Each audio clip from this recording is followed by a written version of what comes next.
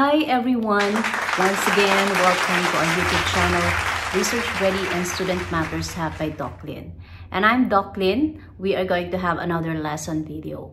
This time, it's all about the characteristics and nature of qualitative research questions.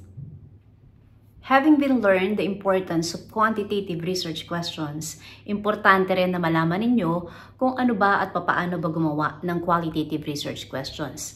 Ang qualitative research questions ay totally different sa paggawa ng quantitative research questions kung saan ang focus mo ay magkumuha ng numerical data at magkaroon ka later on ng statistical analysis. Sa qualitative research questions, ito ay kakaiba. Meron tayong tinatawag na central questions at meron tayong sub-questions. Ang sub-questions ang usually tinatanong natin sa ating participants. Kaya kung gusto nyo matutunan kung paano gumawa at ano ang nature at characteristics ng qualitative research questions, panoorin nyo ang video na to hanggang sa huli. Let us start discussing about the nature of qualitative research questions, which can be broken down into several key aspects. The first one is they are exploratory and descriptive. Ang nature kasi ng qualitative research questions is its intention is to explore a phenomena in detail. Hindi siya nagsisik ng data or kumukuha ng data to confirm hypothesis. Ang goal niya ay mai-describe at maintindihan ng mga complex realities. Pag sinabi nating exploratory siya, kumukuha siya or iniintindi niya ang certain phenomena. Pangalawa, pwedeng mag-generate siya ng idea or ng insights. Pangatlo, pwede rin namang makapag-identify siya ng variables, ng issues or questions for further study. Pero makukuha lang natin ang mga ito, lahat ng nabanggit ko, depende kung anong type ng design ng qualitative research ang gagamitin mo. Paano siya naging descriptive, ma'am? Kasi nagpo-provide siya ng detailed at accurate image or portrayal of a phenomena. Nagde-describe din siya ng characteristics, ng functions, or ng processes ng pinag-aaralan niyang participants. Magbigay tayo ng example. Kunyari, ang research question mo is, what are the lived experiences of small-scale farmers in the Bicol region in adapting to the effects of climate change? Kung titignan natin ang ating example na research questions, we can justify that it is exploratory and descriptive in nature. Why exploratory? Because it aims to know a deeper understanding of the lived experiences and perspectives of the farmers in the Bicol region regarding the impact of climate change. This is a type of open-ended and exploratory questions na nag-aalaw para makapag-discover tayo ng new insight at mas komprehensibong pag-intindi or understanding sa isang complex phenomena. Ba't naman naging descriptive, ma'am, ang tanong na ito? It is descriptive because, in specific ways, it describes which small-scale farmers are adapting to or coping with the effects of climate change sa pang-araw-araw nilang buhay at sa mga farming practices nila. Yung component na ito ay naging descriptive kasi nagpo-provide siya ng rich, contextual details about the experiences as well as the strategies of the target participants. The second nature is that qualitative research questions are contextual and holistic. Kasi ang qualitative research questions, they consider the broader context in which a certain phenomena occurs.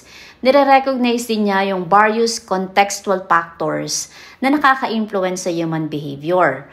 Ngayon, pag sinabi nating contextual phenomena, ito yung tungkol sa mga event, sa behavior, or situation that can only be fully understood sa pamamagitan ng specific context in which it occurs. This cannot be described or identified using a quantitative research questions.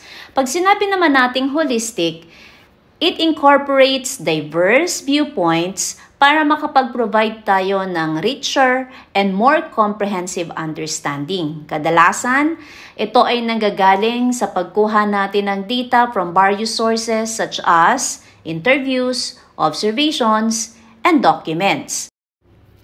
Ang number 3 nature naman ng qualitative research questions is that they are flexible and evolving. Yung qualitative research questions are flexible and they can change as the study progresses.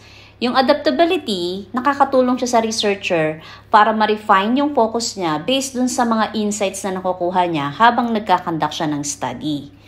And to be particular, they are flexible because the designs are not rigidly fixed from the outset compared to quantitative research questions that once you have fixed the research questions at the beginning, you cannot change it over time.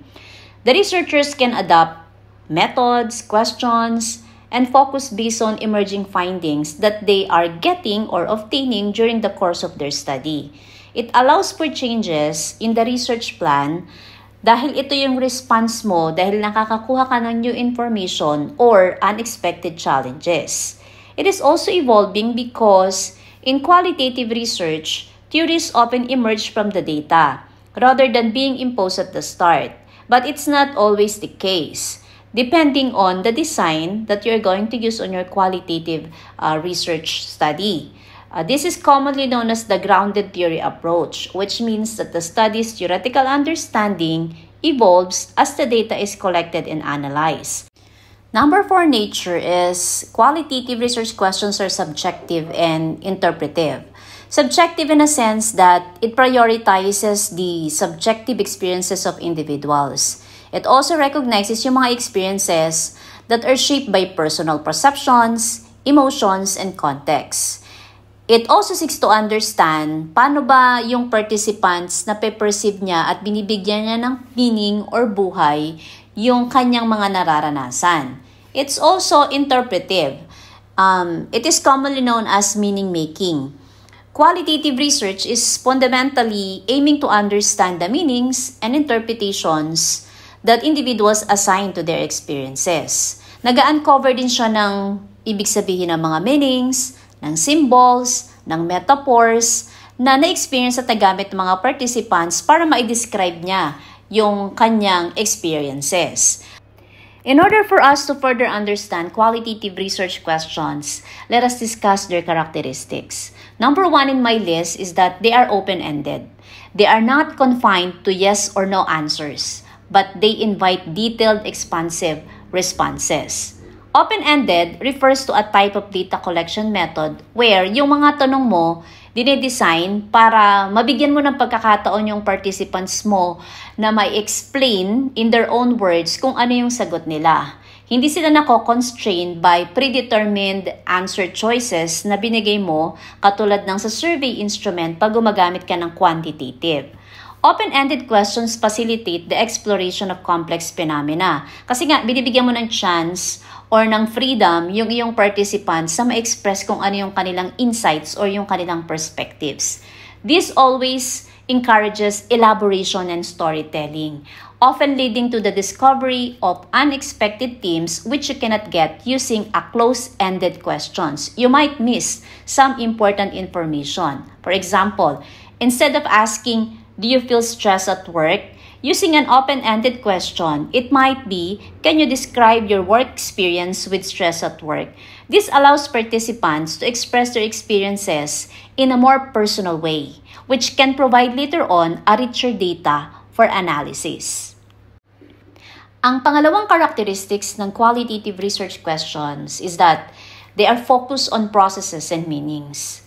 Kasi ang qualitative research questions aim to uncover processes and meanings behind actions, behaviors, and experiences. They aim to understand how and why certain phenomena occur and what they signify to those involved. Yung approach na to, ine-examine niya yung sequence of events, yung interactions, yung activities that can make up a process, as well as ano ba yung subjective meanings sa participants base sa kanilang experiences. Ina-uncover ng researcher yung mga naka-hide or yung underlying mechanisms, yung contextual factors na maaaring naging bunga ng behavior ng isang participant or ng mga participants. It contextualizes the understanding of the phenomena. Number 3 characteristic is that qualitative research questions are rich and detailed. They seek to gather rich detailed data that provides a comprehensive understanding of the research subject. Sa quantitative research kasi, or research questions, once you have the data, they are already fixed, they are measurable compared to qualitative research.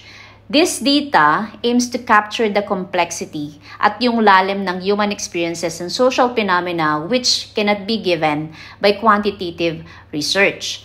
This approach involves collecting comprehensive or nuanced information through methods such in-depth interviews, observations, detailed field notes, which allows researcher para maintindihan niya yung lalim at yung multifaceted nature ng subject na pinag-aaralan niya. Yung richness ng qualitative data, nakakapag-provide siya ng thorough and vivid portrayal of participants' perspectives. Yung behaviors, yung context, at naha-highlight niya rin yung variations na maaaring ma-miss kung ikaw ay gagamit lang ng quantitative data. Ang number 4 and last characteristics that I might discuss is participant-centric, which is very common in qualitative research. These questions place participants' perspective at the center of the research.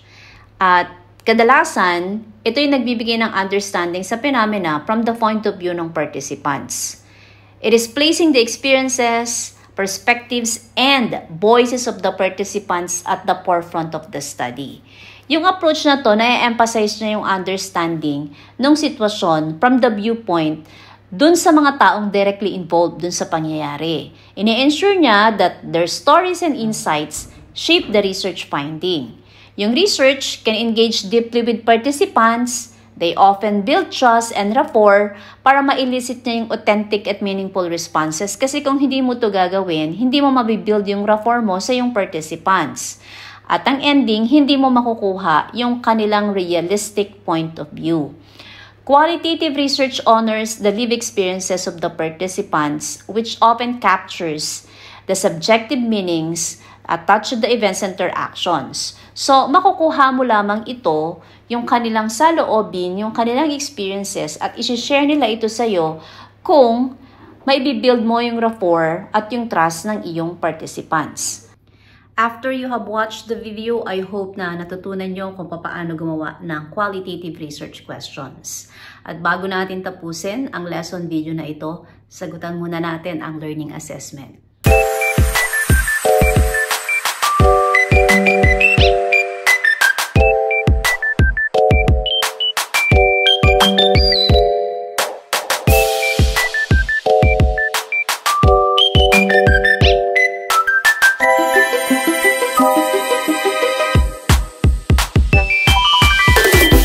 So, pwede ka nang gumawa ng iyong qualitative research questions kung ang approach ng iyong study ay pure qualitative o kaya naman multi-method research na kung saan meron kang quanti at saka meron kang qualitative research or mixed methods na meron kang quali at saka quanti. Pero yung susunod kong video, panoorin nyo rin kasi doon nyo makikita kung ano naman ang kaibahan ng paggawa ng mixed methods research questions sa pure quantitative at pure qualitative research. Sana meron kayong matutunan sa video na ito.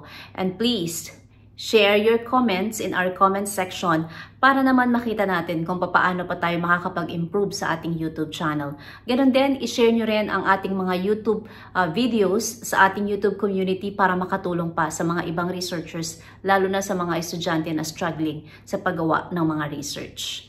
Diyan natatapos ang ating video. And always remember, we unlock insights to empower your minds. Thanks for watching, everyone, and God bless.